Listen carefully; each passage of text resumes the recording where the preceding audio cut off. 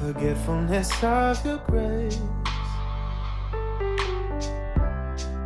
drags me around for miles until I see the corner of your smile. Oh, you were good to me before I knew your name. Your grace freed me from a selfish pain. I was lost and I felt the need for you. How could I ever leave? 'Cause you've captured my heart in ways I didn't know I could be captured. Oh, you've captured my heart in ways I didn't know I could be captured.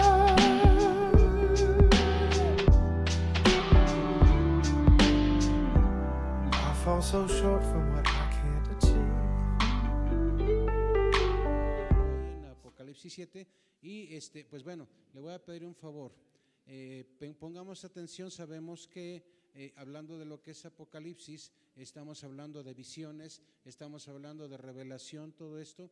Y cuando nosotros vamos a Apocalipsis 7, vamos a iniciar con esos 144,000 sellados, ¿verdad? No son 140, no son 100,000, maneja un número específico.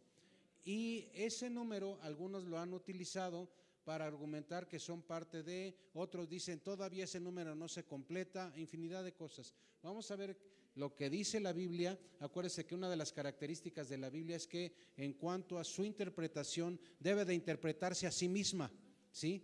No necesitamos libro del Mormón, ni la perla de gran precio, ni el atalaya, ni lo que quiere usted y mande, bueno, no que quiere usted ni lo mande, pero así como lo mencionan, como para poder entender la Biblia. Pero es importante que le escudriñemos, y escudriñar es no precisamente agarrar y lo que entendió fulano, sultano y esto es, y si no tienes ese libro no vas a poder entender la Biblia. Ya cuando manejan esa condicionante ya hubo problema y no podemos guiarnos por eso. ¿Está conmigo? Ajá. Entonces tengamos eso presente. Esta visión de Juan es la cuarta visión que tiene hasta el momento. En el capítulo 7 vamos a la cuarta visión de las que él tiene, ¿sí? Y esta llamada como tal, si usted se fija y va conmigo, en cuanto al libro de Apocalipsis, se puede decir que el capítulo 7 es un paréntesis entre lo que son las visiones anteriores, entre la tercera y la quinta visión, ¿sí? Este es un paréntesis y ahorita le voy a explicar por qué. En el tema, para que ya no abunde mucho en el tema de los sellos, es un paréntesis que se hace en esto. Y si usted se va conmigo, vamos a lo que son las visiones. Si me ayudan allá en la computadora, por favor, ¿sí? Pongamos esta, dice ahí las visiones del apóstol Juan. Y estamos hablando aquí de estas visiones. La primera visión que nosotros vimos está en Apocalipsis 1, en la cual el Hijo del Hombre, que es ¿quién? Que es Cristo, es glorificado y están esos 7 candeleros que representan, ¿qué se acuerdan? Las 7 iglesias, ¿sí? Bueno, después vemos la segunda visión que está en Apocalipsis 4 y 5, que es el trono de Dios, es el rollo con los 7 sellos. ¿Quién abrió esos 7 sellos? ¿Se acuerda? Pero ¿cómo lo menciona en Apocalipsis? Como el cordero inmolado, ¿sí? ¿Qué es un cordero inmolado?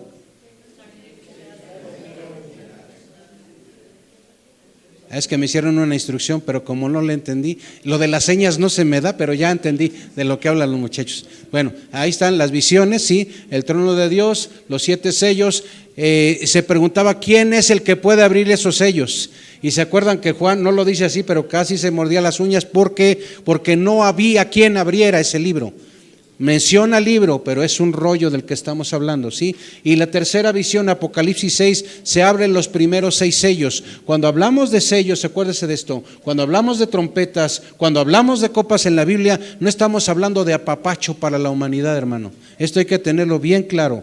Cuando hablamos de abrir estas y cada una de las cosas que nos habla Apocalipsis, habla de temas de juicio. Habla de algo que se le llama la justicia perfecta de Dios, y cuando termina la justicia perfecta de Dios es inevitable que haya habido juicio perfecto. Y el juicio perfecto de Dios va implícita la ira perfecta de Dios. Y eso, cuando yo razono, intento razonar en eso, hermano, se me pone la carne se me paran los vellitos, que Dios no me dio la gracia de tener nada, pero hermanos, se pone uno nervioso. ¿Por qué? Porque la ira perfecta de Dios en la aplicación de su justicia perfecta de Dios definitivamente es algo que aquel que no tiene y no aprovechó la gracia de Dios, eso no le va a ayudar, no le va a convenir. Y en la cuarta visión de Apocalipsis en la que estamos, hablamos de 144,000 personas, pero hay una característica con ellos, dice, están sellados. ¿Sí? Y cuando usted y yo tenemos tenemos un documento y está sellado, yo me acuerdo, por ejemplo, cuando alguna ocasión de allá si hubiera aquí un maestro de inglés me corregiría, del United States, ¿verdad? De Estados Unidos, y me invitaron un documento. Yo necesitaba un documento para sacar un documento aquí nacional, y me enviaron de Estados Unidos un documento notarial. Y este documento notarial tenía un sello, pero ese sello que enviaban desde aquel lugar era un sello notarial, pero era realzado, no solamente era la tinta, no era de falsificarlo así por falsificarlo. Cuando hablamos de sello, hablamos de muchas particularidades. Tiene que ver, escúcheme esto, tiene que ver con pertenencia, tiene que ver con autoridad, tiene que ver con injerencia, no es algo que todo mundo maneje. Entonces, cuando hablamos de esos 144,000 personas selladas, hablamos, fíjese, y ahorita lo vamos a ver en su momento, hablamos de personas con ciertas características que otras muchas más, y si vamos a comparar en un momento más, vamos a darnos cuenta que son muchas las personas, por un lado mencionadas, y solamente, escúcheme esto, no son 141,000 personas, no son 139,000, son 144,000, ¿verdad? Yo me tendría que ir a los 143,999, no es la idea, para que me expliques eso, ¿sí? Y bueno, vamos a una más, vaya conmigo a Apocalipsis 7:1, hay que avanzar. Dice Apocalipsis 7:1, después de esto vi a 4 ángeles en pie sobre los 4 ángulos de la tierra, que detenían los 4 vientos, que dice de la tierra, que no soplase viento alguno sobre la tierra, ni sobre el mar, ni sobre ningún árbol. Cuando usted y yo veamos en Apocalipsis, después de esto, significa después de la visión del 6º sello, ha terminado, ¿sí? Vi a 4 ángeles, 4 que aquí significa naturaleza.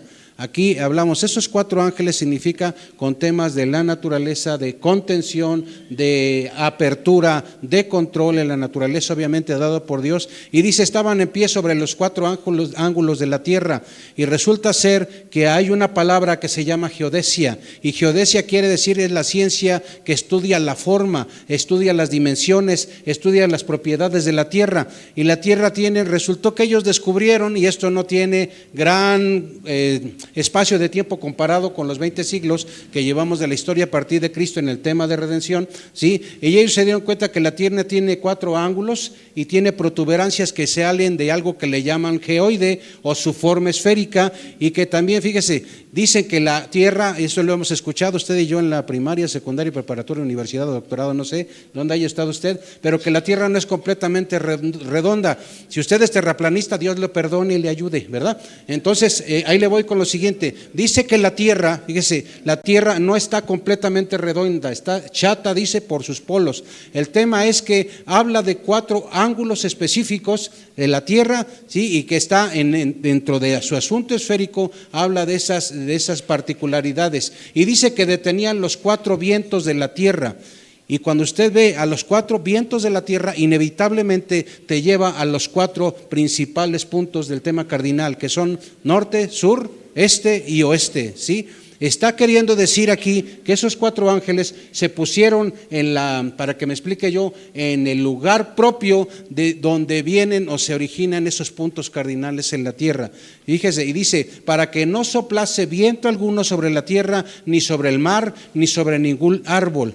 E inevitablemente uno se dedica a indagar, ¿para qué es eso?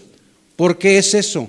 Y recuerde algo siempre en los comentarios bíblicos que hay. Tú te vas a ir con lo que escribió hoy Spurgeon, con sus quién sabe cuántos teólogos. Te vas a ir con MacArthur, te vas a ir a las Biblias de estudios. Y todos se le llama comentarios. ¿Qué son los comentarios? Lo que el Señor se pretende en su misericordia le reveló a aquellos siervos. Pero un comentario jamás puede ser la palabra misma escrita de la Biblia. Es lo que el hermano opinó, es lo que el teólogo opinó, sí, pero nosotros debemos de llamar y hacer nuestras conclusiones, seguir adelante. ¿Qué pasa cuando el término se detienen los cuatro vientos de la tierra?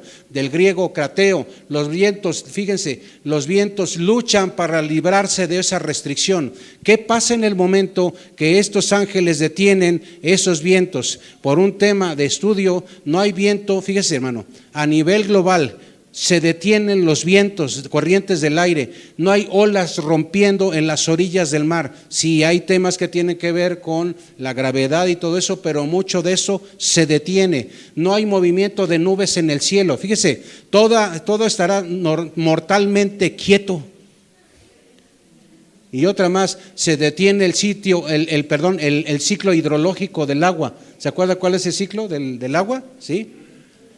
El sol evapora, maestra, ¿se acuerdan? El sol evapora, sube, llueve, y luego cómo nos llueve, y luego el pastor sin sombrilla, y todo eso se detiene, hermano. Se detienen todas estas cosas. Y si usted va conmigo al versículo siguiente, el versículo 2, vi también a otro ángel que subía de donde sale el sol. Acuérdese que Juan está en la isla de Patmos, ¿sí? ¿Está ahí va conmigo? Juan está en la isla de Patmos, entonces dice, subía de donde sale el sol. Si usted está aquí y ve de dónde sale el sol, por cierto, porque yo nunca amanezco por este lado, ¿verdad? ¿De aquel lado? ¿Sí? De aquel lado, ajá. Pero si alguien vive más allá, ¿de dónde le sale el sol? Para que me explique yo, si yo estoy aquí y aquí está mi ubicación y usted está allá y está viendo hacia acá, para mí el sol sale de este lado, ¿estamos de acuerdo? Para el que vive allá y su vista está hacia acá, ¿de dónde sale el sol? ¿De su izquierda o de su derecha? De su derecha, ¿me explico? Para la referencia es la siguiente, cuando dice, vi a otro ángel que subía de donde sale el sol, Juan está hablando desde una perspectiva ubicado en la isla de Patmos, ¿sí? Donde él se ubicaba. Algunos comentaristas dicen que sale el sol y tenía que ver con el oriente, y ahí no se ponen de acuerdo. Unos dicen que tiene que ver con el oriente y otros tienen que ver con lo que está mencionando Juan, que es desde la isla de Patmos, y desde ahí él estaba ubicando ese lugar donde sale el sol. Sería, y fíjese hermano, algo muy congruente, de acuerdo a la referencia de Pablo, de Patmos, y donde estaba Juan, el lugar donde sale el sol es donde está ubicado Jerusalén. Y yo compro más esa segunda versión. ¿Sí me explico? De donde sale Jerusalén. Y dice, y vio también otro ángel que subía de donde sale el sol y tenía el sello del Dios vivo. ¿Cuál será ese sello del Dios vivo? Y ese sello tiene que ver con aquello aplicado a esos 144,000, y clamó a gran voz a los cuatro ángeles a quienes se les había dado el poder de hacer daño a la tierra y al mar. Mi pregunta es, ¿ese detener de los vientos de los cuatro ángulos de la tierra era para qué? ¿Para bendecir o para castigar? Para castigar. Dice hacer daño a la tierra y al mar. ¿Qué pasa si es dañada la tierra y el mar? Nosotros tranquilos y no pasa nada, ¿cómo la ve? También nos perjudica. ¿Cómo íbamos a poder a comernos un pámpano a la sal si el asunto del mar no funciona? Si alguien tiene hambre, está justificado, no fueron al talento.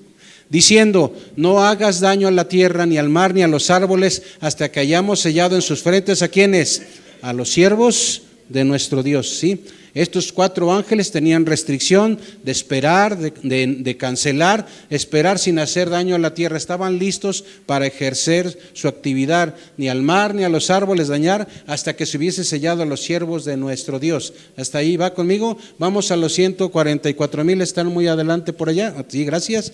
Dice, en esos 144,000 quiero mencionarle algunas cosas. Cuando usted va a Apocalipsis 14, versículos del 1 al 5, nos hace referencia a características, particularidades de esos 144,000 personas, ¿sí? Y fíjese, cuando habla de ellos y hablamos de esta cantidad de personas, son siervos, del griego doulos. Cuando usted y yo vemos eso, siervos del Dios Altísimo, estamos hablando en el significado, son gente, en el significado del griego estamos hablando de gente que podía conceptuarse como esclavos, como redimidos, como fieles. Aquí el concepto es que esos 144,000 son siervos del Dios Altísimo, ¿sí?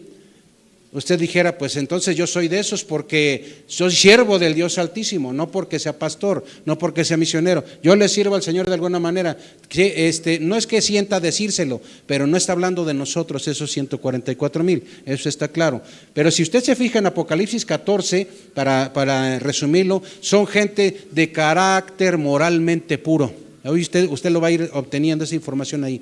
Son gente de carácter moralmente puro, son devotos de Jesucristo, y usted va a decir, cada que le diga alguna cosa me puede decir, entonces yo soy de ellos, hermano. Me van a poner mi sello, o ya me lo habrán puesto. Ahí le voy. Son gente fiel, son gente leal, es gente diligente, son santos siervos de Dios, son los más eficientes misioneros, son instrumentos de conversión para muchas personas. Y dijo un comentarista por ahí, son lo mejor de la cosecha. Y yo me rascaba las cejas, la barba y decía, no, pues ya no. No, pues ya no.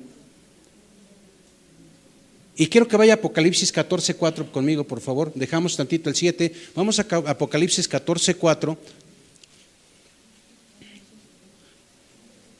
Y verse así, los que son buenos para el esgrima ya lo hallaron. Dice, estos son los que no se contaminaron con mujeres, pues son vírgenes. Estos son los que siguen al Cordero por donde quiera que va. Estos fueron redimidos de entre los hombres como primicias para Dios y para el Cordero. Habla de estas personas, de los 144,000. Regresamos al capítulo 7, versículo 4, y aquí como está ahí luego, en cortito, y dice, oí el número de los sellados. Entonces dice que Dios tiene su sello, ¿sí? Y oí el número de los sellados. Escúcheme esto, no dice de los que se va a sellar, no, esto ya está, ya están sellados, ¿sí? Hasta ahí va conmigo. 144,000 sellados. ¿Y qué dice? De todas las tribus de los hijos de Israel. Aquí hay gente que se va por tangente. Alguien dice otro concepto, se va por baranda y dice, pues es que como somos el injerto, somos parte de ese pueblo escogido, somos todo real sacerdocio, entramos porque entramos. No estoy diciendo que no sea, pero hablando de los 144,000 me refiero. Ahí vamos a ver, dice, de la tribu de Judá, y empieza a mencionar las tribus, y hay cosas interesantes aquí que quiero mencionarle. Dice, de la tribu de Judá, y fíjese, ¿Judá es el primogénito de las tribus? ¿Cómo la ve? La respuesta es no. Bueno, ¿y por qué Judá? ¿Estaba palanca o qué? ¿Cómo la ve? La Rubén, sí. Dice, fíjese, Juan puso a esa tribu en primer lugar, y fíjese, por una razón. Eso es lo que creen, porque de la tribu de Judá, ¿quién viene? El Mesías, ¿sí? El Mesías. Y le ponen a él como echándole números. Ahí dice, ¿cuántos son por cada tribu? 12,000. Multiplicas 12,000 por 12, te da 144,000. Ya digo, tengo aquí muchos contadores, amén, porque nos hacen falta. Y dice, 12,000 sellados de la tribu de Judá, de la tribu de Rubén. Fíjese, Rubén es mencionado después, aunque es el primogénito. ¿Hasta ahí va conmigo? Sí, pero perdió esa primogenitura, y algunos dicen por su mala conducta sexual. ¿Sí? Se metió con lo que no, con la que era la madrastra. Bueno, manejémoslo así. 12,000 sellados de la tribu de Rubén, de la tribu de Gad, 12,000 sellados, de la tribu de Aser, 12,000 sellados, de la de Neftalí, de la tribu de Manasés, de la tribu de Simeón, de la tribu de Leví, de la tribu de Isaacar, de la tribu de Zabulón, de la tribu de José, de la tribu de Benjamín. Haciendo alusión de José y Benjamín, ¿son quiénes? Son los más chicos, ¿sí? De los hijos son los más chicos. Continuamos y vaya algunas observaciones que quiero sumarlas para que usted y yo lo vayamos aterrizando un poquito más. Efraín, si usted se fija, chéquelo ahí, Efraín no aparece. No aparece Efraín. ¿Qué hizo el pobre Efraín?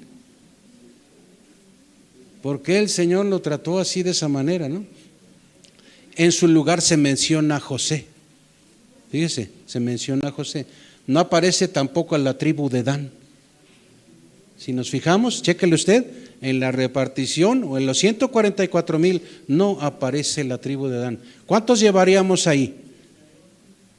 que se exentaron ya de esto. Si hablamos de 24,000 personas hasta el momento, no considerados de esas tribus, pero que se dieron a otras tribus. ¿Hasta ahí va conmigo? En la historia bíblica se convirtió, fíjese, la tribu de Dan, algo que a mí me llama la atención, la tribu de Dan se convirtió en símbolo de idolatría y apostasía. Y Dios no puede ser burlado, hermanos. A mí me queda eso claro, y al paso de los años cada vez uno lo entiende más. De Dios no se burla nadie.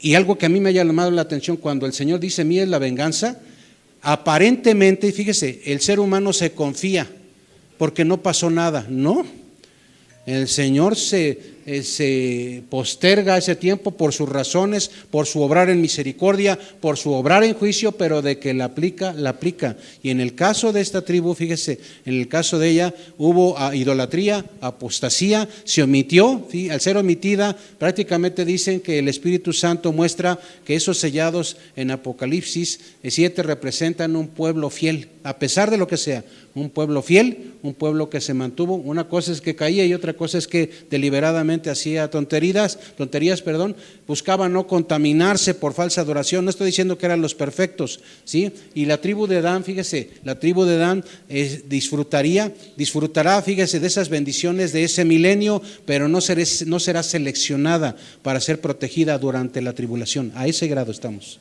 a ese grado. Si usted se fija el orden del cómo se mencionan las tribus en la Biblia, yo esperaba que cronológicamente, de acuerdo a cómo están, como fueron naciendo, ¿sí? Empezamos con Rubén, de ahí nos vamos, ¿sí? Y ahí van a estar mencionados. Si usted se fija, cuando hablamos del tema del orden en que están escritos en la Biblia, no siempre las vamos a encontrar en el orden de nacimiento, no siempre los vamos a encontrar en el orden en que Jacob los bendijo, ya el último de cuando ya me voy, pero ¿se acuerda cada uno? A uno los bendijo y a otro les fue como en feria por las cosas que se habían hecho, y que también Jacob las guardó, hermanos. No estoy diciendo que seamos vengativos, no, pero todo tiene su orden, todo tiene su razón, todo tiene su porqué. Y el Señor, al que ama, disciplina, y a veces la disciplina a usted le ha tocado y a mí, a veces la disciplina le hemos tenido que guardar, ¿sí o no? Para luego, ¿verdad? Hasta ahí va conmigo. Entonces fíjese, el orden de cómo están mencionadas las tribus en la Biblia no es como fueron bendecidos, no es en el orden en que acampaban. ¿Se acuerdan que había un orden cuando estaban en el desierto y el Señor les decía: ustedes van a estar aquí de este lado, ustedes acá? No se acomodaron como se les dio la gana. Ese mencionar de ese orden tampoco lleva un orden específico. En cuanto al tema del censo que se hizo antes de invadir Canaán, ¿se acuerda? Tampoco se menciona un orden específico. Las órdenes de bendiciones y maldiciones que menciona Deuteronomio para esto, tampoco hay un orden específico. El orden de la bendición dada por Moisés tampoco, ni en el tema de la orden de los príncipes, en los órdenes en que heredaron tampoco, y el orden de las puertas en la ciudad. ¿Se acuerda que en la ciudad están los nombres de las tribus? ¿Sí se acuerda? Algunos se quedan. Tenemos que seguir leyendo, hermanos. ¿Qué quiero decir con esto? Para mí me queda muy claro lo siguiente. Acuérdese algo, en la Biblia habla de las primogenituras, y el primogénito se llevaba ¿a qué? La mayor parte, casi todo de la primogenitura. Pero en el tema bíblico, fíjese, en el tema bíblico esto nos está diciendo, nos está dando no un foco de alerta, pero una instrucción. Dios no tiene compadres.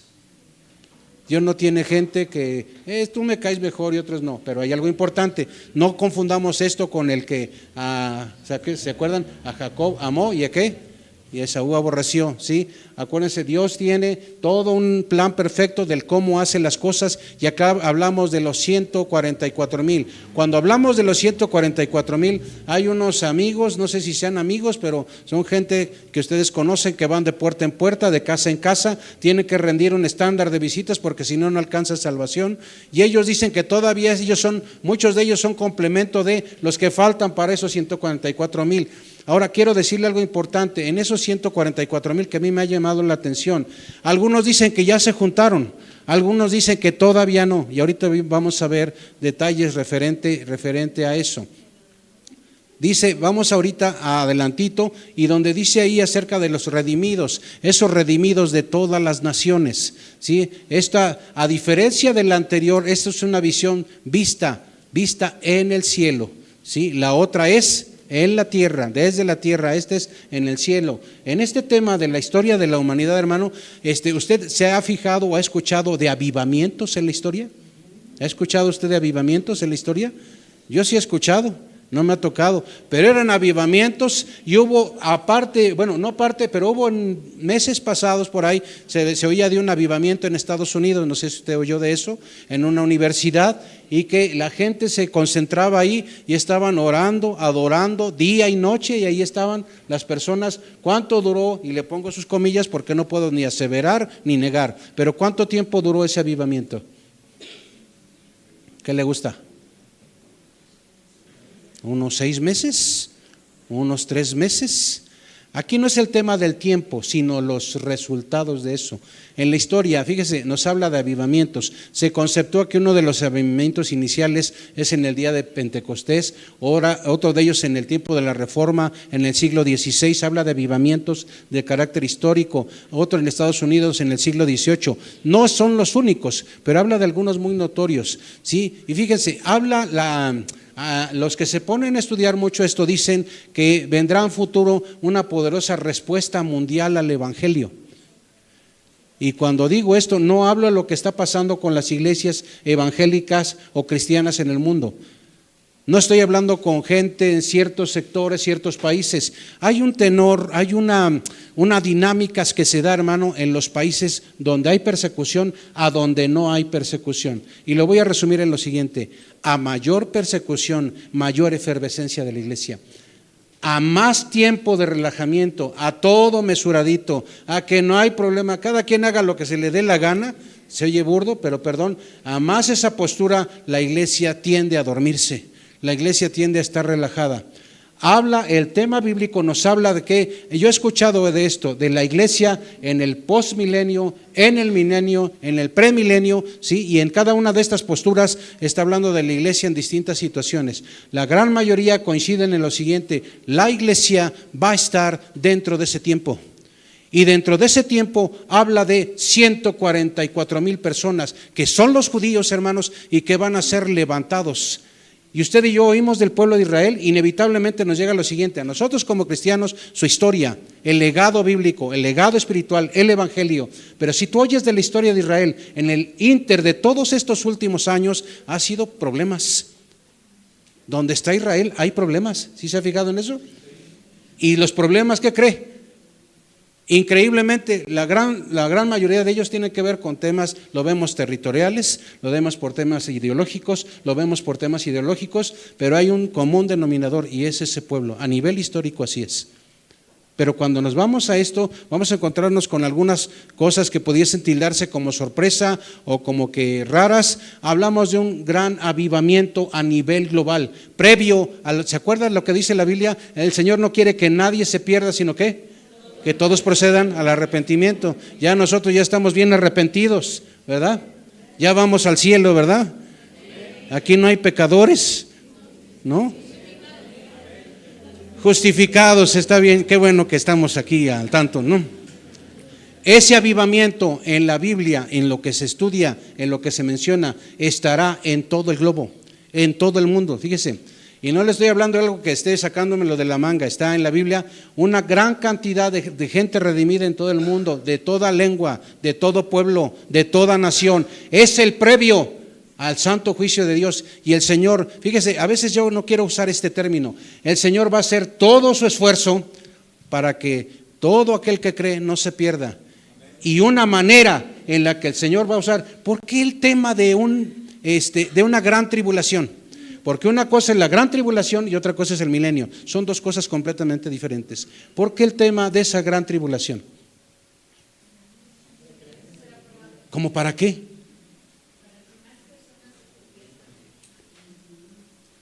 Para que más personas se conviertan a Él. Y el Señor en su misericordia salve a todos aquellos. Será el tiempo, fíjese, en ese tiempo de la gran tribulación, ¿se acuerda? Será un tiempo en que algunos cuando llegué yo aquí, oí que a Satanás le decían el chanclas, ¿verdad? ¿Sí? Y allá, ¿se acuerda que yo les dije que allá en mi rumbo teníamos un chanclas, pero era un hermano? Entonces, pero allá no había ese contexto, entonces no había problema. Entonces, ahora por culpa de ustedes, cada que lo veo ya mejor le digo por su nombre, ya no le digo Ya no le digo chanclas. Bueno, el tema, hermanos. Fíjese, vaya conmigo a 2 Tesalonicenses capítulo 2, versículos 7 y 8.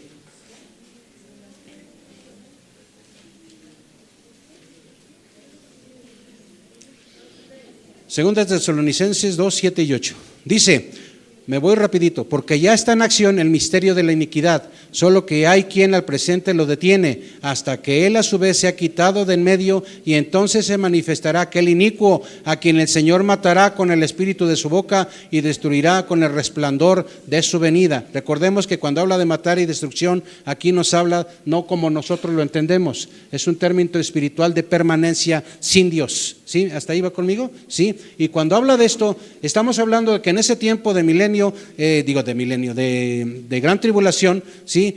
Satanás con toda su furia le van a dar chance de hacer su chamba. ¿Qué cree que va a hacer Satanás? Al tener un tiempo holgado, limitado pero holgado. ¿Qué cree que va a hacer? ¿Qué querrá hacer con un cristiano, con su familia? Se va a ir recio. Y el que creyere, y el que permaneciere, y el que estuviera agarrado de su Señor, ese será salvo. ¿Sí? Hasta ahí va. Fíjese, será un tiempo de terror. Hablamos del anticristo, hablamos del falso profeta, hablamos de Satanás. No todos son los mismos personajes, hermano. Y todos y cada uno de esos personajes algunos han hablado de una tríada satánica o maligna. Al final de cuentas son personajes que tienen ya un destino designado. Bíblicamente hablando, acuérdense que alguien ha dicho por ahí, si se arrepintiera Satanás, ¿qué vamos a hacer, compadre? Satanás y yo, Satanás ya tiene su destino marcado, hermanos, ya está eso definido, y él ya también lo sabe, jamás él va a tomar la decisión de cambiar, jamás, eso ya está claro. ¿Por qué? Porque es algo en la sabiduría de Dios, en la presciencia de Dios, ¿sí? En la omnisciencia de Dios está eso ya perfectamente claro. Escuche esto, en esos tiempos, fíjese, hablamos de una gran multitud, pero un poco antes en ese tiempo, la nación de Israel, algo que no se ve. Y si usted se pusiera a platicar no sé si usted les iba a decir, no sé si ustedes han ido al muro de los lamentos, porque yo tampoco he ido, pero el tema es que ponte a hablar con unos judíos en ese lugar. Ponte a hablar con ellos en su nación o ponte a hablar con ellos en otro lugar. Háblales de Jesús y me dices cómo te va al inicio. Se ponen airados y tienen todos los conceptos que tú quieras, pero tú les eres un grande problema. Nosotros pensamos nada más en el mundo musulmán, que no nos quieren, pero también los judíos no quieren al cristiano. ¿Por qué? Porque para ellos Jesús no vale. El tiempo, escúcheme esto, en el tiempo de la gran tribulación, esos 144,000 les va a caer el velo de la cara. Y eso está tremendo, hermano. Imagínense, con ese celo se ha comentado por qué los judíos fueron escogidos, por qué ellos, qué tienen de particular los judíos.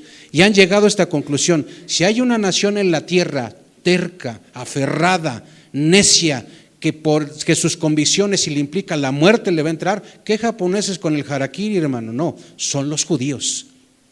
El Señor agarró a la nación más dura de la tierra, en mi concepto, para llamar la salvación. Y por ese bendito rechazo, a ver si no me malentiende las palabras, usted y yo alcanzamos vida eterna, alcanzamos salvación, porque ya estaba designado. En ese tiempo de la gran tribulación, esos 144,000, escúcheme esto, esos 144,000 personas, ¿sí?, van a ser acérrimos, tenaces, vigorosos portadores de la verdad del evangelio, porque se les va a caer la cortina, hermano. ¿Qué cree que van a hacer ellos? Duro. Y perdón, y ahí no va a haber un Billy Graham, ahí no va a haber estos tantos predicadores, unos medios ancochados, pero no va a haber nada de eso. Estamos hablando de un ejército de 144,000 personas, fíjese, que por la misericordia de Dios concedida a Israel van a ser portadores y van a aprovechar su segunda oportunidad al 100. Y van a ser un ejército más la tribulación que va a haber para que el Señor capte a todos aquellos que son suyos para el tema de estar con el Señor. Y eso es tremendo, es un diseño. Yo por más que le busqué y le buscaba, es algo, hermanos, perfecto. Porque usted y yo sabemos que el hombre, desgraciadamente, por la naturaleza que tenemos, actuamos bajo presión. Y si no, díganme, hermanas, sí o no, le dicen al esposo: oye, vete por las tortillas, y sabe que tiene que ir porque si no, ¿qué? No come. El hombre, hermano, tiene que actuar muchas veces bajo presión para entonces hacer las cosas. No es que seamos tan... Y algo que a mí me llamó en el comentario de uno de estos escritores, fíjese, por la misericordia de Dios se le concederá a Israel una segunda oportunidad de ser una nación testigo fiel del Señor Jesucristo, y esta ocasión no va a fallar. Esta ocasión no va a fallar y lo va a aprovechar. Ayúdeme de mi lado izquierdo, Isaías 11:10, de mi lado derecho, por favor, Joel 2:30 y 32.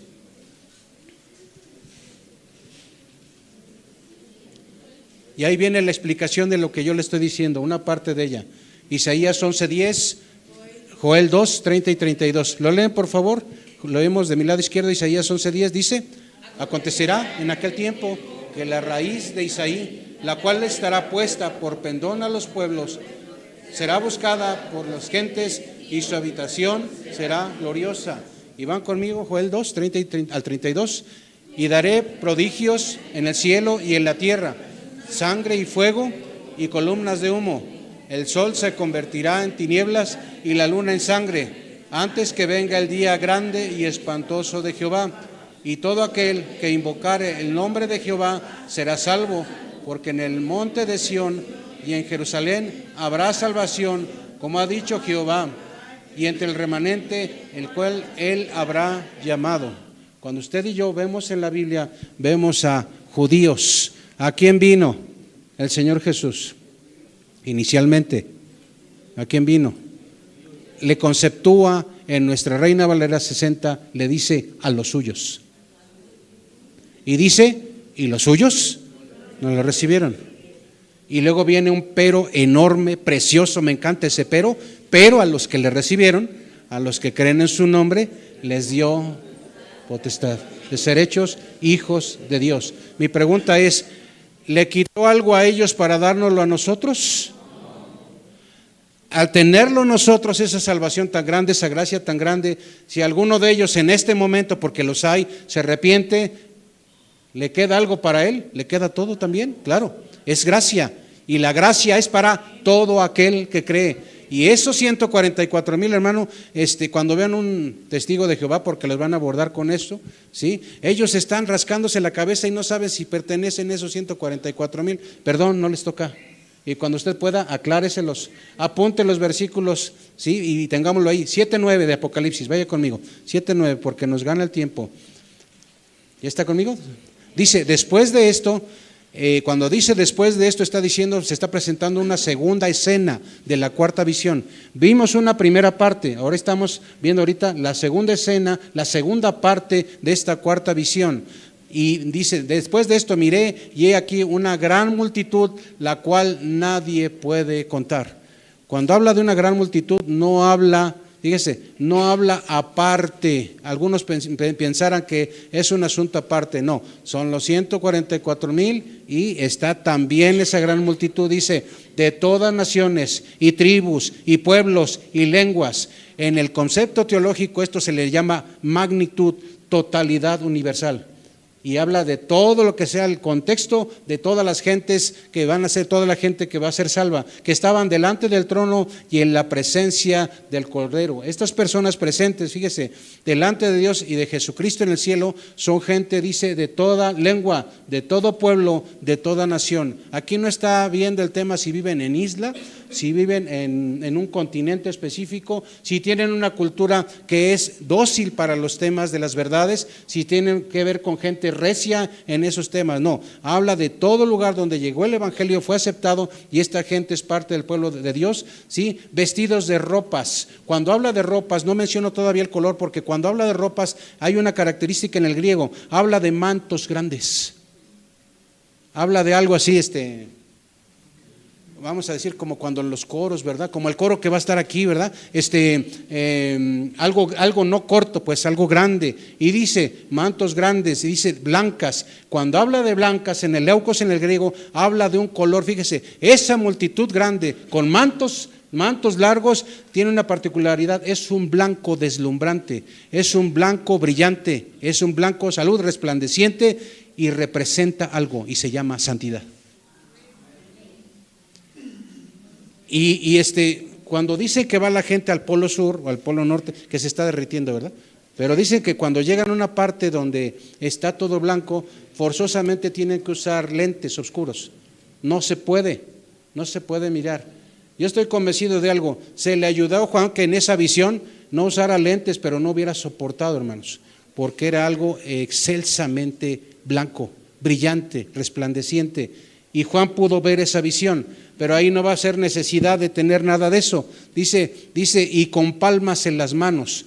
Cuando habla de palmas en las manos, aquí en Apocalipsis se relaciona con ser liberados y estar en plena celebración de gozo. Eso marca ahí de las palmas en las manos.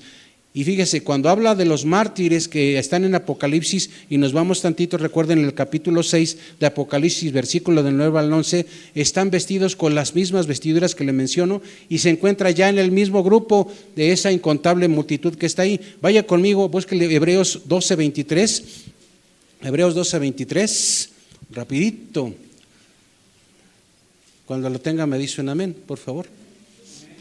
Dice: a la congregación de los primogénitos que están inscritos en los cielos, a Dios el juez de todos, a los espíritus de los justos hechos perfectos. Cuando habla en Hechos 12:23, habla de nosotros y allá está en un tiempo de ya cuerpos glorificados, ya cuerpos santificados, ya en una presentación delante del Señor, delante de Dios dice, y del Cordero. Hay algunos cabezones que dirán, como no menciona al Espíritu Santo, pasa a segundo término, o todavía no mencionan ahí a Dios Madre, entonces perdónalo, Señor, porque luego anda quién sabe dónde. Vamos al versículo 10 de Apocalipsis 7, versículos 10 al 12.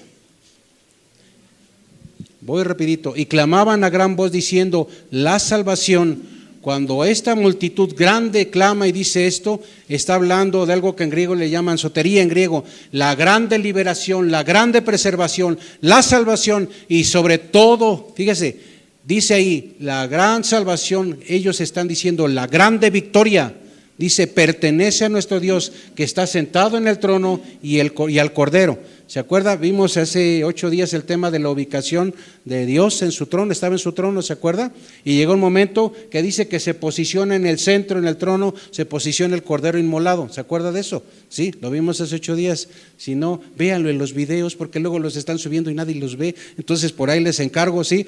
Dice, aquí ya en este tiempo, hermano, fíjese. Cuando habla de esta situación de la salvación, de que hay victoria y que están ellos ahí junto a ese trono, frente a ese trono, ya en esos tiempos, fíjese hermano, ya en esos tiempos ya no existe algo para el pueblo de Dios aquí en esta tierra que se le llama intercesión. Ya no se está orando por familiares y amigos por salvación.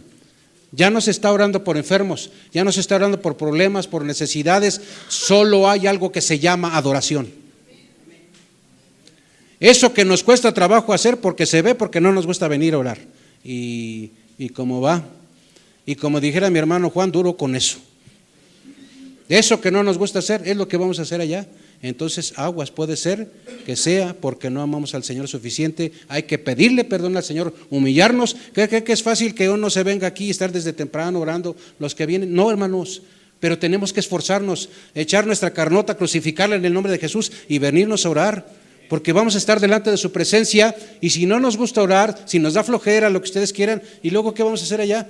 Alguien ha dicho, el pastor, es que no vamos a hacer pura oración allá, yo lo sé, pero la oración deja mucho que ver si estamos entendiendo y que estamos buscando al Señor, nos estamos esforzando. No son fáciles las disciplinas espirituales, hermanos, pero tenemos que llevarlas a cabo, porque a santidad nos ha llamado el Señor, a buscarle con todo el corazón nos ha llamado y hay que hacerlo. Y el hay que hacerlo implica que estamos obligados con Él. Conmigo no, perdón hermanos, conmigo no. Estamos obligados con el Señor. Sé que habrá un montón de cosas que pudiésemos hacer por necesidad, por lo que ustedes quieran, pero si está en nuestra mano y no somos obligados, este es nuestro lugar y vengamos a buscar al Señor. Ese tiempo de intercesión termina, porque ese tiempo allá, en esa gran multitud, le conceptúan que va a pasar algo que se le llama la adoración doxológica y adoración cristocéntrica. Es decir, doxológica es una alabanza plenamente a Dios, a nadie más. Cristocéntrica, Cristo es el centro de esa adoración. Eso es la adoración que vamos a dar allá en el cielo.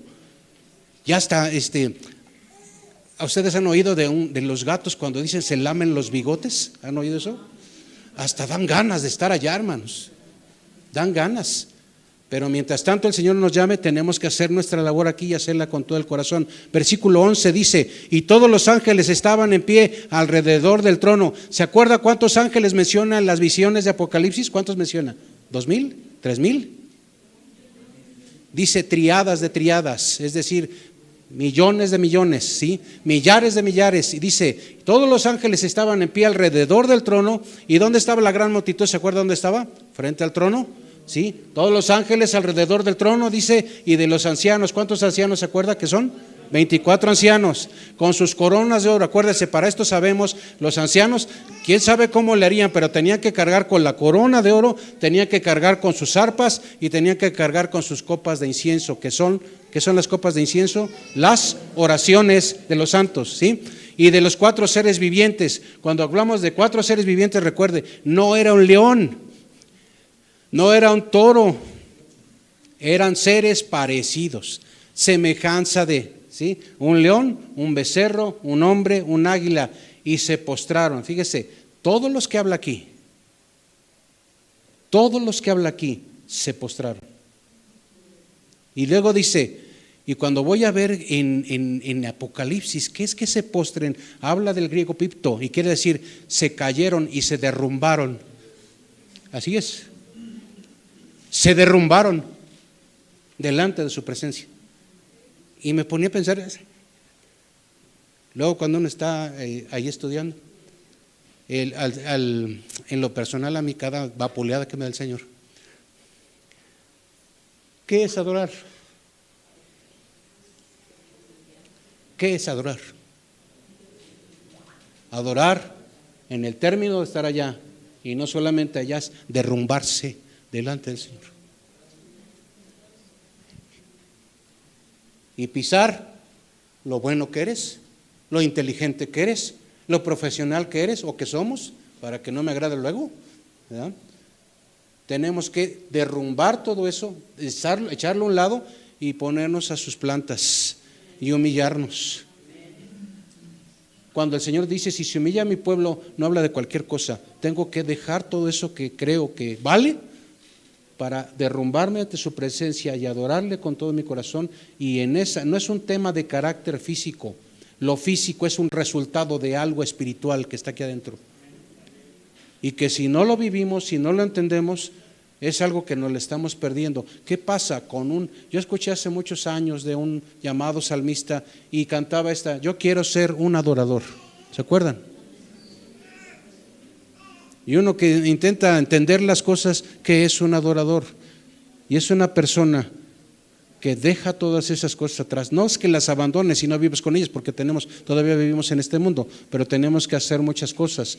Pero el dejarte en las plantas del Señor, abandonarte a sus pies, es dejar de estar jugando a ser cristiano, dejar de jugar a que le adoramos y ser cristianos y hacerlo con todas nuestras fuerzas. Y eso no es sencillo.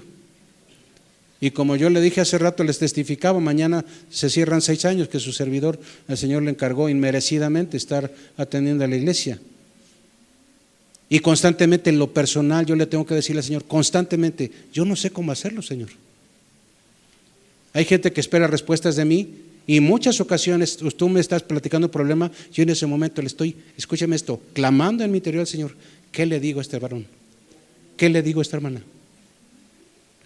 Porque me queda claro que no es poder, es Espíritu Santo en las personas, y es como podemos agradar a nuestro Señor.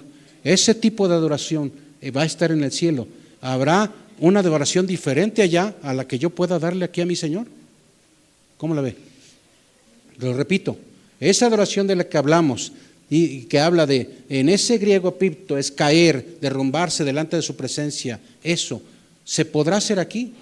Yo le voy a decir algo, es un sí, sí se puede, pero ¿qué tenemos que hacer? Es que allá va a haber cuerpos glorificados, ya no nos vamos a acordar de los pendientes que tenemos porque no alcanza el dinero, por las preocupaciones de mis hijos, por los pagos, no sé qué, pero el Señor me dice que yo puedo adorarle con todo mi corazón, que puedo levantar mis manos en santidad hacia Él, y no por mí, porque es por Él, sí se puede.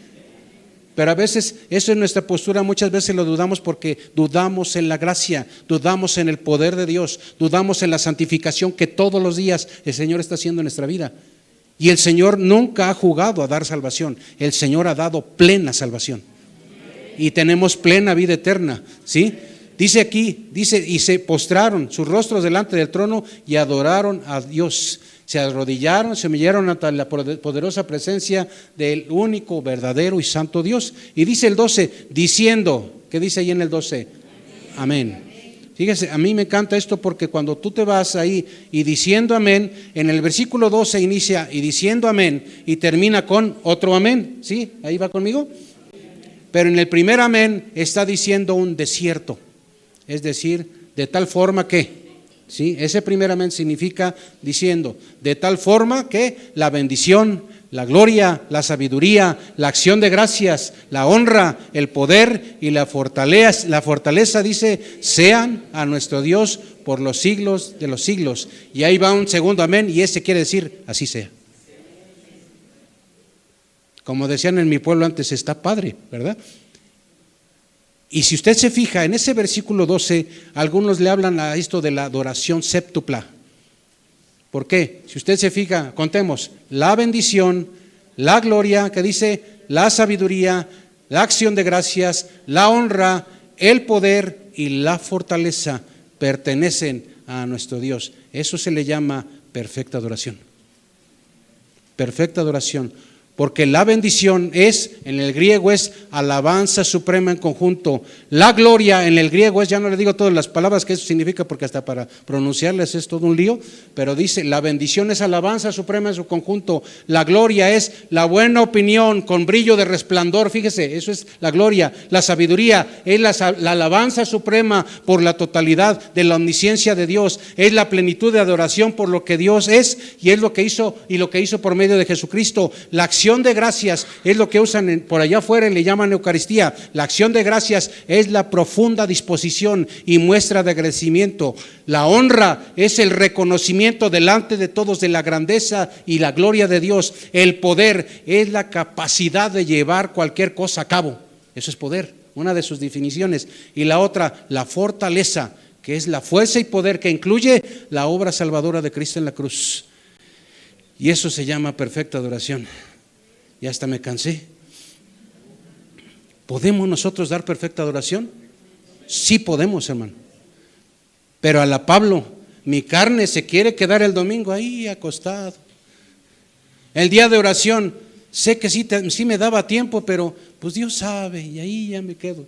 Pues voy a orar en la casa, pero luego llegamos, está la tele prendida. O llegamos y ya nos empiezan a platicar los problemas muy justificables de atender, ya no se pudo. La perfecta adoración es algo que espera de mí el Señor. Apocalipsis 7, 13 al 17. Entonces, uno de los ancianos habló diciéndome, uno de los ancianos, ¿cuáles? De los 24 ancianos, ¿sí? Diciéndome, ¿a quién se lo dice? A Juan. Estos que están vestidos de ropas blancas, ¿quiénes son y de dónde han venido? Y yo le dije, Señor, ¿cómo le dijo? Señor, tú lo sabes. Cuando le está diciendo eso, le está diciendo, yo no lo sé, pero pues tú sí lo sabes, ¿sí? Y él me dijo, estos son los que han salido de la gran tribulación, estos son los que han pasado por sufrimiento. También indica entonces que hubo quienes fueron salvos dentro de la gran tribulación. Yo he escuchado esta versión, esta es muy el tema pentecostal carismático o pentecostal conservador. En el tiempo de la gran tribulación, la iglesia se fue en un rapto. Y la Biblia no te habla de rapto y segunda venida, te habla de una segunda venida de Cristo, en que todo ojo le verá. Esa es una. La siguiente, hermanos, en el tema de esa gran tribulación, hablan de que el Espíritu Santo ya no está y no va a haber redención. Y la Biblia me dice otra cosa. La Biblia me dice que va a haber, y hay gente en ese pensar que lo dejamos para después, y eso a veces yo le llamaría procrastinación espiritual. Pues bueno, si tocara ese tiempo y como va a haber milenio y se fuera a la iglesia, todavía va a haber tiempo. Y eso se me hace algo muy insensato, un inconformismo y una plena ignorancia de las cosas. En esa gran tribulación, dijo, estos son los que han salido de la gran tribulación, de acuerdo a usted puede checar ahí en Daniel 9:27 acerca de la gran tribulación, ¿sí? Habla de 7 años en los cuales va a haber, algunos hablan de 3 años y medio de bendición, prosperidad y todo tranquilo, y otros 3 años y medio. No lo tomemos al todo de eso. No pensemos que van a ser esos 3,5 tranquilos y otros de grande oposición. Algunos comentaristas dicen que va a ser algo de presión a medio vapor y los últimos 3 años y medio van a irse con todo, contra todo aquel que quiere invocar el nombre del Señor. Pero aún así dice, estos han salido, dice, ¿de dónde salieron? De la gran tribulación, ¿sí? Y dice, y han lavado sus ropas y las han emblanquecido, ¿qué? En la sangre del Cordero. ¿Quién es el que redarguye de pecado? Sí, pero ¿quién está en ese accionar? ¿A quién se le encargó? Al Espíritu Santo, ¿no? Entonces, ¿está el Espíritu Santo en acción o no? ¿Sí? ¿Están conmigo? Bueno, y dice Isaías 1:18, escúchelo. Venid luego, dice Jehová, usted y yo lo sabemos, y dice, y estemos a cuentas, si nuestros pecados fueran como la grana, ¿qué dice? Como la nieve serán emblanquecidos, si fueran rojos como el carmesí, vendrán a ser como blanca lana. Y dice en Apocalipsis, y han lavado sus ropas en la sangre del Cordero, es decir, se ha transformado en esa blanca lana que son esas, hasta se ve, es algo de adentro y es algo que se ve en esa visión con esas túnicas blancas y resplandecientes. Y dice el versículo 15, tengo 5 minutos, por esto están delante del trono de Dios y le sirven día y noche en su templo, ¿sí? Rinden culto al Señor, y el que está sentado sobre el trono extenderá su tabernáculo sobre ellos. Fíjese, ¿qué significa que el Señor extienda su tabernáculo sobre ellos? No es un cetro, hermanos, no confundamos, no es un cetro. Un cetro es una cosa y el tabernáculo es otra. Sabemos que el tabernáculo de Dios es esa tienda, ¿no? Eso que nosotros entendemos como tienda, y que es hecho, y el que se hizo aquí en la tierra estaba a semejanza, dice, del que se hizo allá arriba, ¿se acuerdan de eso? Bueno, dice, ya no tendrán ellos, dice, extenderán, me regreso tantito, y el que está sentado sobre el trono extenderá su tabernáculo sobre ellos. Eso quiere decir, extenderá su presencia sobre ellos, ¿sí? ¿Hasta ahí va conmigo? Aquí su presencia de manera, y a mí me llama la atención, dice, será su presencia en esos que estén allá, va a extender su presencia de manera envolvente. Y yo cuando pensaba en eso, hermanos, estaba yo, ¿cómo va a ser eso? ¿Cómo va a ser eso, hermanos? Porque lo estoy viendo y de repente es su presencia, hermano, envolviendo a todos aquellos, ¿verdad? Y no vas a tener temor, vas a sentirte, ¿habrá un concepto arriba de a todo dar aquí en los chilangos? No lo sé, pero va a ser algo tremendamente hermoso. Ya no tendrán hambre ni sed, yo agradezco eso, ¿sí? No habrá necesidades físicas, no habrá plena satisfacción espiritual de deseos más profundos que tengan que ver con cuestiones mezquinas, y el sol no caerá más sobre ellos, ni calor alguno. Adiós, idas a Acapulco. Esto va a ser mejor que Acapulco, mejor que Punta Cana, hermanos, ¿sí? Su misma presencia lo cubre todo. 17, porque el Cordero que está en medio del trono, ¿qué dice? Los pastoreará. Y mi entendimiento de pastoreo es cuidado y corrección. Ese es mi entendimiento somero de pastoreo. ¿Sí va conmigo? Sí. Bueno, le dice, porque el Cordero que está en medio del trono los pastoreará. El Cordero inmolado, que fue resucitado, que está en el trono y quien tiene todo el poder, nos pastoreará. Cuando tú vas a ver qué es pastoreo aquí, se llama regir. Es decir, solo sus chicharrones truenan, hermano. Aquí no hay nadie más. Y desde su trono hace ese asunto. Juan 10:11, escúchelo. Yo soy el buen pastor. El buen pastor su vida da por las ovejas. Es el único que tiene la autoridad de regir a todo aquel que creyó en él. Aquel que no creyó en él, ¿qué va a querer aquel? Pues no quiso y se acabó. Y los guiará a fuentes de aguas de vida, ¿sí? Y les hace a su sed, esto es decir, esa agua fresca que corre, les va a saciar, ¿de quién? De él mismo, ¿sí? ¿Va conmigo? Y dice, de agua fresca que corre, y Dios enjugará toda lágrima de los ojos de ellos. Ahí ya no va a haber temas sentimentales que me provocaron dolor, lo que haya sido, que me provocaron frustración. Ahí no va a haber nada de eso. Que tuviste luto por tu familiar que se fue, yo no sé qué va a hacer el Señor, pero el Señor nos va a quitar eso. El que extrañamos a nuestros seres queridos, olvídese, no va a haber nada de eso. Cierro con esta conclusión. El día de hoy, hermano, usted y yo caminamos, y a veces pareciera que caminamos, no sé si a usted le ha pasado. Yo estoy casado, amo a mi esposa, amo a mis hijas, les amo a ustedes, el Señor me ha enseñado a amarlos. Algunos al inicio los quería agarrar del cogote, pero no es así. Dios me enseña a amar, a usted también. Pero a veces pareciera que anduviéramos solos, ¿no le ha pasado eso? Como que, híjole, pues yo sé que ahí está, Señor, que sé que me escuchas, pero a veces como que me pasa eso. ¿Por qué cree que suceda eso? ¿Y en algún momento nosotros estamos solos? Nunca estamos solos, nunca estamos solos. ¿Qué es lo que yo tengo que hacer cada día? Me tengo que esforzar, tengo que acercarme, tengo que buscarle tantas cosas, y nuestra esperanza está en el Cordero de Dios, inmolado por nuestros pecados, que derramó su sangre en una cruz por nosotros. Y para nosotros, como lo escuchamos seguido, tal pareciera que se nos hace algo, ya casi se levanta conmigo a repetir versículos y repetir frases y todo lo demás. Ese no es el punto. El punto es que con todo esto, lo que el Señor nos revela en su palabra, cada día que yo entiendo más, fíjese hermano, en lo personal a mí me pasa eso, cada que supuestamente entiendo más, cada día me tengo que humillar más, porque veo que más le fallo al Señor, que más le debo al Señor y más le agradezco al Señor por lo que Él es conmigo, lo que Él es para mí. Y ese día, hermano, yo no sé, no le prometo que lo voy a andar buscando por allá, ¿verdad? Porque vamos a estar bien ocupados, pero allí nos vamos a ver, ¿sí o no? Perdón, hermanos, le agarro un minuto más. Despídase del tinte, despídase de tantas cosas, porque allá va a ser otro nivel.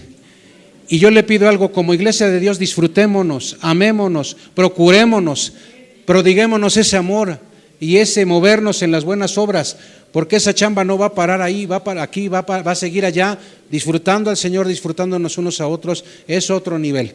Hagámoslo y con todo nuestro corazón. Póngase de pie, hermano, si es tan amable, demos gracias.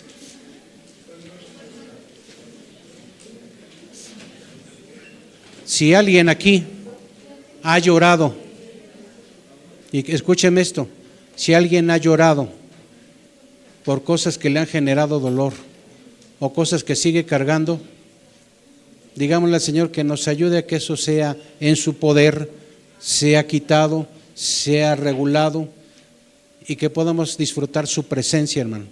Disfrutarle al Señor es algo diario. Y a mí me encanta, porque cada vez más vemos cómo está más cerca de nosotros el día en que estaremos delante de la presencia del Dios vivo y verdadero, que no vino aquí a decir esta religión es la buena y esta no. Él habla de una relación de amor con aquel que nos amó antes de la fundación del mundo. Oremos. Gracias, Señor, por tu iglesia. Gracias, Señor, por este tiempo en el que podemos ver cada vez más cómo, Señor, tú eres todo poder. Tú tienes, Señor, todas las cosas en tu mano. Tú eres la esencia de la perfección de todo, Señor. Y nosotros, como creación tuya, como hijos tuyos, Señor, lo único que debemos y podemos hacer es, Señor, presentarnos delante de ti en humillación, en adoración, y con todo lo que esté en nuestras fuerzas adorarte, Señor. Ayúdanos a hacerlo. Reconocemos, Señor, que no sabemos hacerlo, pero enséñanos, Padre, a adorarte, no solamente en un culto, sino en nuestro andar en la calle, en nuestro proceder en casa con la familia, en nuestros trabajos, en nuestras actividades, en todo lugar podamos, Señor, derribar todo aquello, Señor, que no te agrada, y derribar, Señor, nuestro corazón, nuestro ser, nuestra alma, todo delante de ti. Ayuda a mis hermanos, que alguno de mis hermanos presentes tenga tribulaciones o problemas. Quita, Señor, sana esos corazones y permite que todos estemos en bendición y en paz contigo. Te damos gracias por este tiempo, gracias por el poder adorarte, por tu palabra. Vamos a casa, algunos van a casa, otros continuamos. Te rogamos que guardes a mis hermanos, que tu grande amor, la gracia salvadora de nuestro Señor Jesús y la bendición de tu Santo Espíritu sea con toda tu iglesia. Y el pueblo de Dios dice, amén. Démosle una ofrenda de palmas, hermanos, al Señor.